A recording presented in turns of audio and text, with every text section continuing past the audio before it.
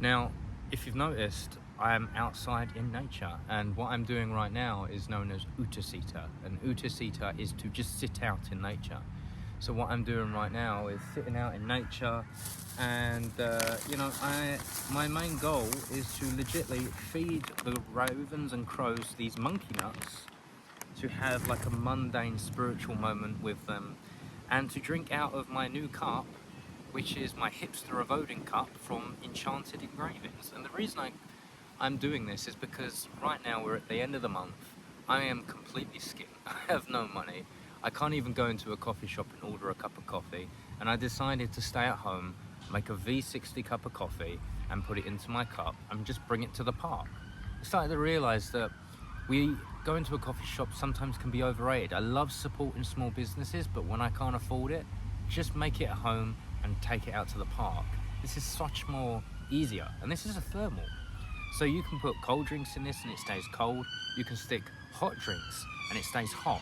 You stick beer in it, you can stick slushes in it, you can stick coffee in it. Right now I got a coffee in it, a single origin coffee, you know?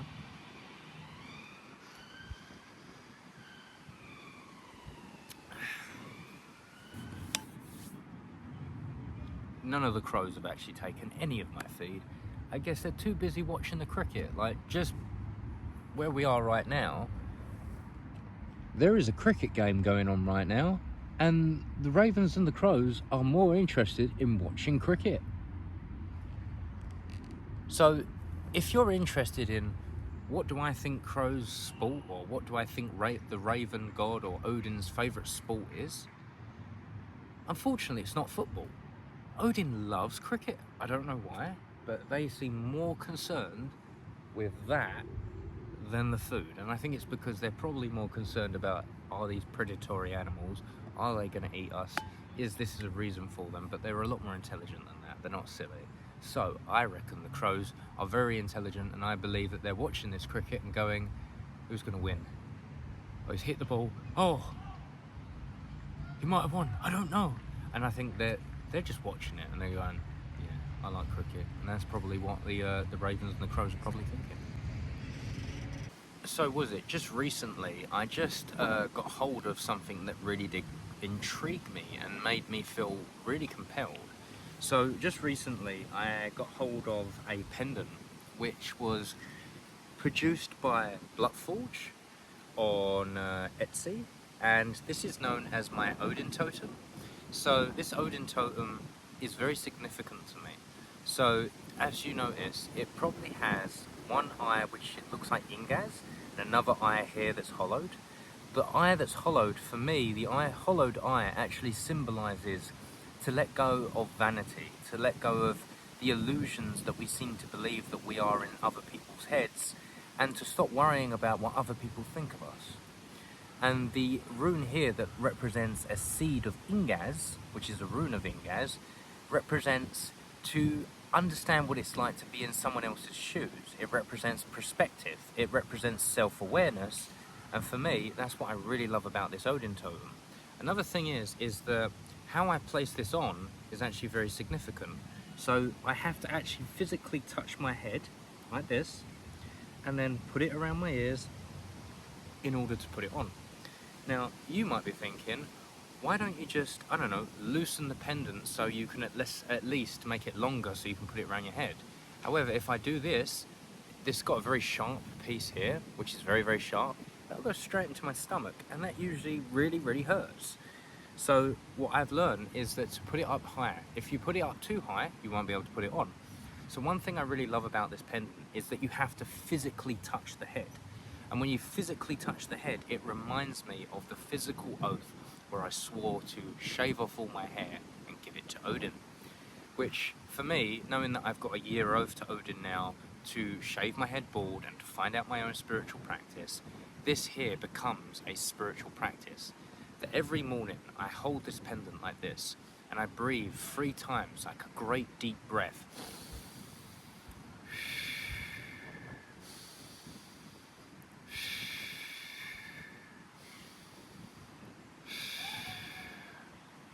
And then I legitimately place my fingers on each one of the eyes to The hollowed out I is to remind me to let go of the illusions of how I feel that I am in someone else's head, to stop caring about what other people think, and to touch the other I to think about self-awareness, and to think about what it's like to be in other people's shoes, to help my own perspective. Therefore you can be more, you know, like you can be more compassionate, you know? So when I do that every morning and I place it around my neck, and then I do a rune pull session, which is taking one rune to represent my intention for the day, that kind of is very, very symbolic, and it helps me to ground myself in the morning, which I find really, really does work. I feel like having these small little interactions in the morning when we kind of like connect to like the mundane is one of the most important parts of paganism. I personally think it's one of the most important parts of paganism, is when you connect in the morning and you legitly just do this one mundane practice, like putting a pendant around your neck, but you look at it and you take your time. And I keep my pendant on my altar to charge, like in a bowl of runes. So the bowl itself was actually a gift, and that gift was actually from the Peruvian shaman. There was this shaman shop that my friend went to. He went there for a meeting, and he went to this shaman shop, and she had this very, very old lady who was like 100 years old, basically gave him this particular bowl.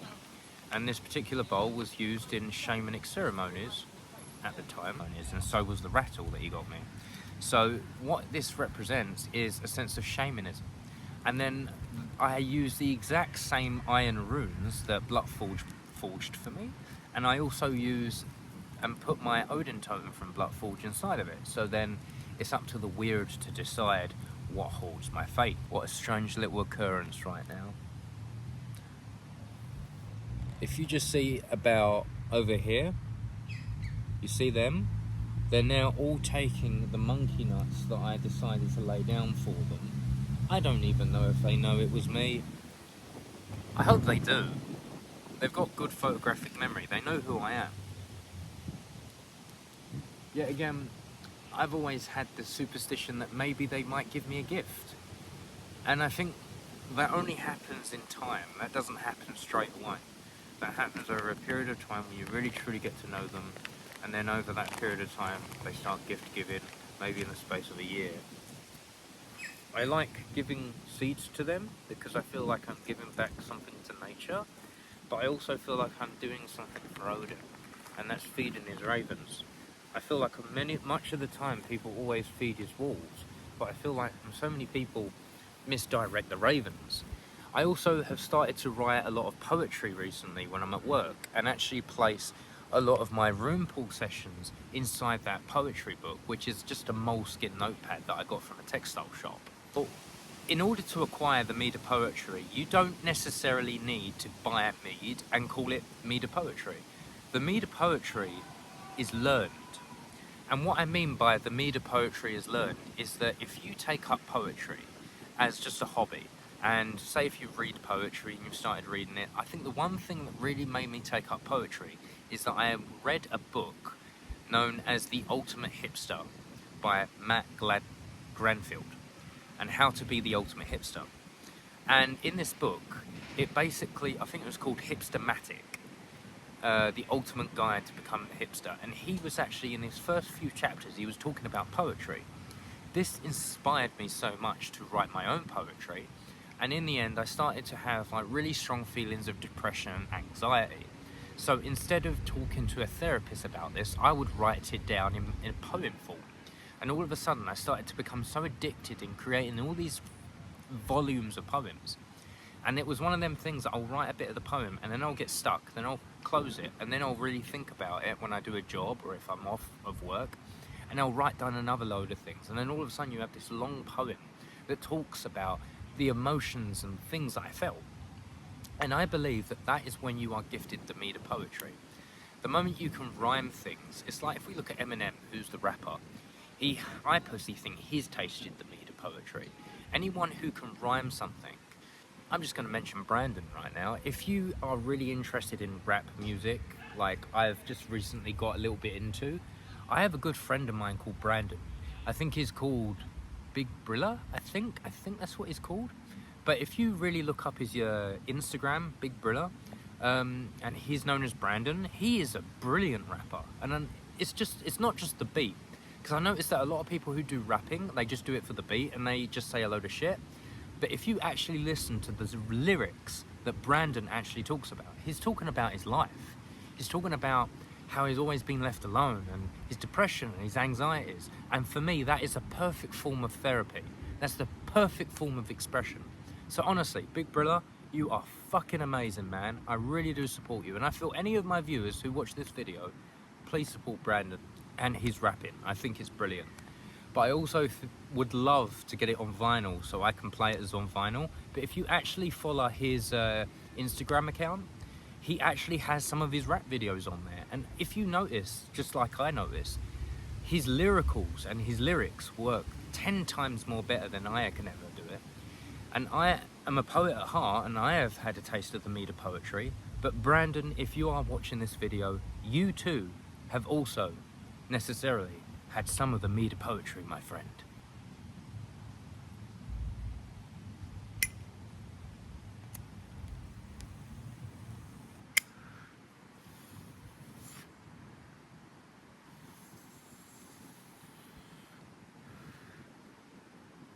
I promise to all of you that I'm not doing a spliff right now. This is a version of a Johnny Depp cigarette. It's just normal tobacco, and this is licorice Rizzler. And this is how I enjoy my utasita, by sitting down, drinking coffee and smoking tobacco, because I'm a little bit of a weirdo, and that's what I do in the park. Smoke and drink coffee, because why the fuck not? Another thought that I was having the other day was about when Odin hung on the tree of Yggdrasil. We got to realise that the ancestors themselves would have used symbols and metaphors to describe things. You got to realise back then they believed everything to be literal. They saw the myths happen in a literal way. And you think about it, when you're going amongst the sea, you're obviously going to think Jotungander is the highs and lows of the sea. If you actually go across the sea, it's a very violent place. So you would think it's Jotungander and his tail spinning you backwards and forwards. So they would create mythologies off of this, you know? But my little mindset, when it comes down to Odin hanging on the tree, I personally believe how he managed to discover the runes was this. The tree itself represents the runes. The runes are the web of weird, the interconnectedness. It's a bit like my Yggdrasil tree that I wear on my chest. It reminds me that all branches lead to the same tree, that all philosophies and all religions are all connected by one thing, belief in trying to be a good person. Or the belief that everything is interconnected and that we are a very small, minute thing. We are like the ants of the land, but the gods are like us to some degree.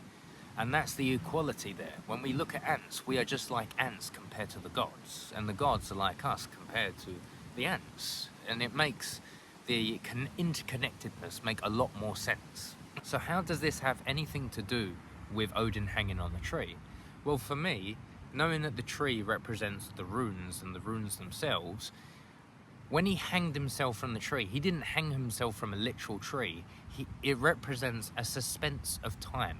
And the runes themselves represent, if you ever studied the runes themselves represent all different attributes of life.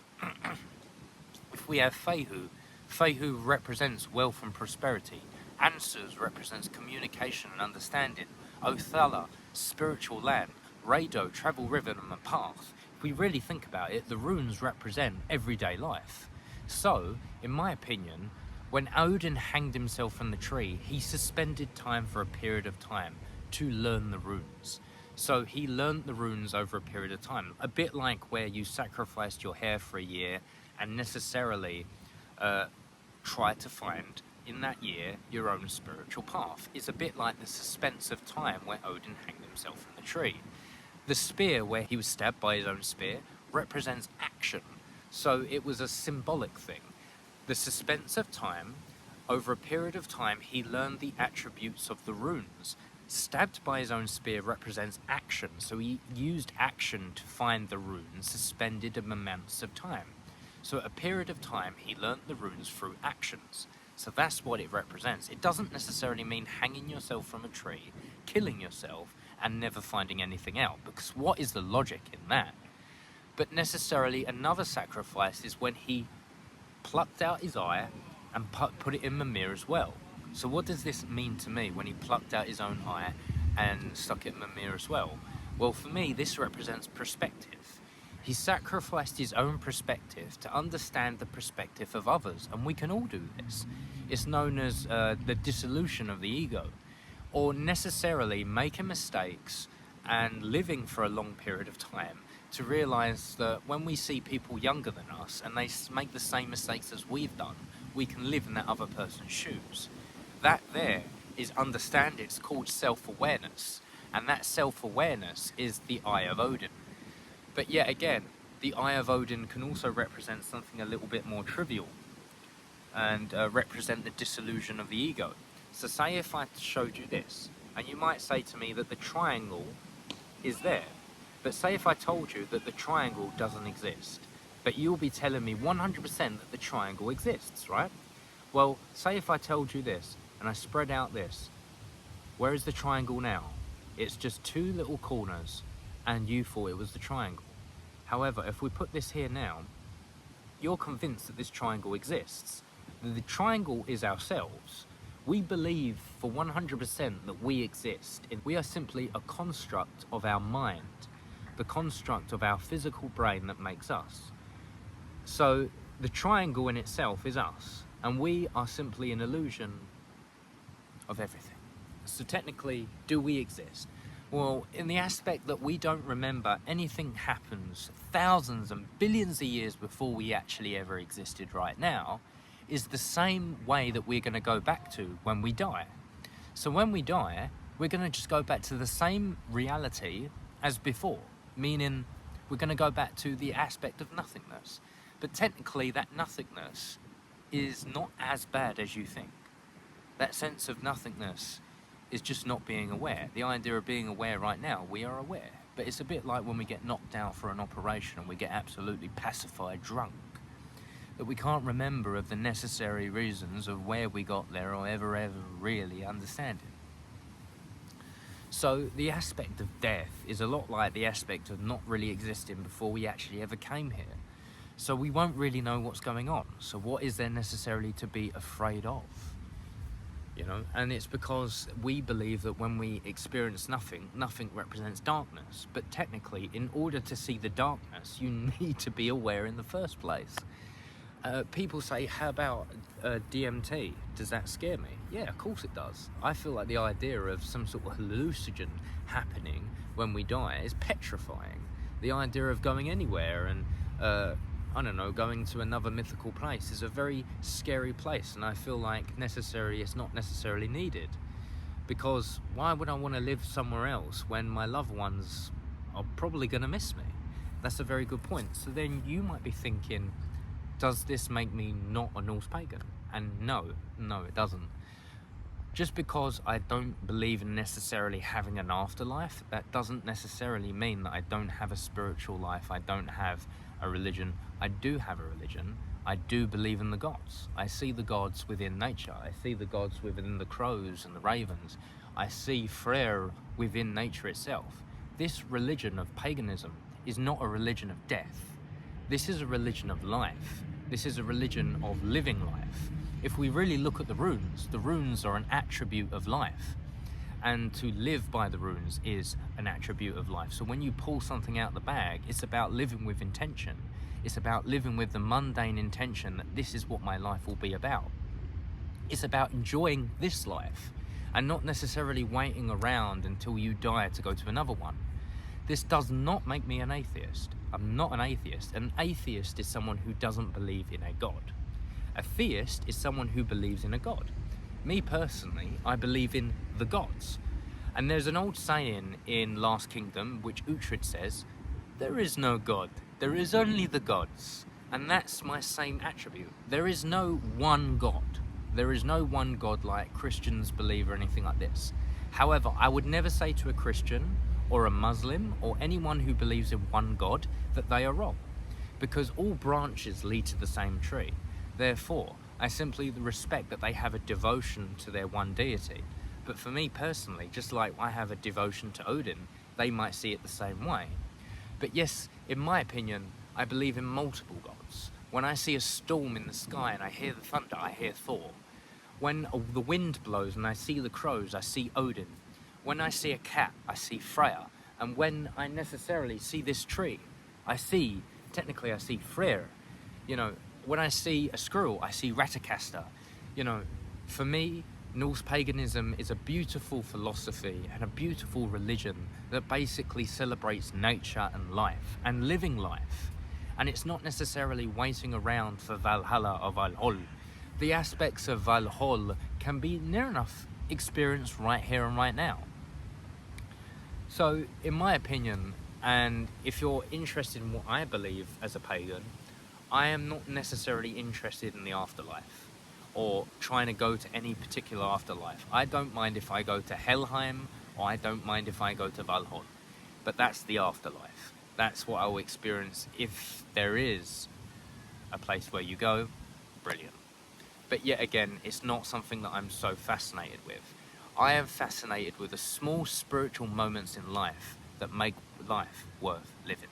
Because it's the mundane that lasts forever, not the things that we kind of put into our mind, like if we book a holiday and look forward to it and then it's over in the space of a day or in the space of a week. It doesn't last forever.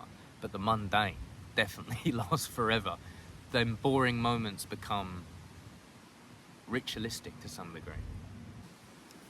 Now, if you're enjoying my content here at the Hipster of Odin, feel free to like this video. If you like this content so much, feel free to subscribe, because you're not going to be charged any fee for subscribing. Subscribing to my YouTube is completely free.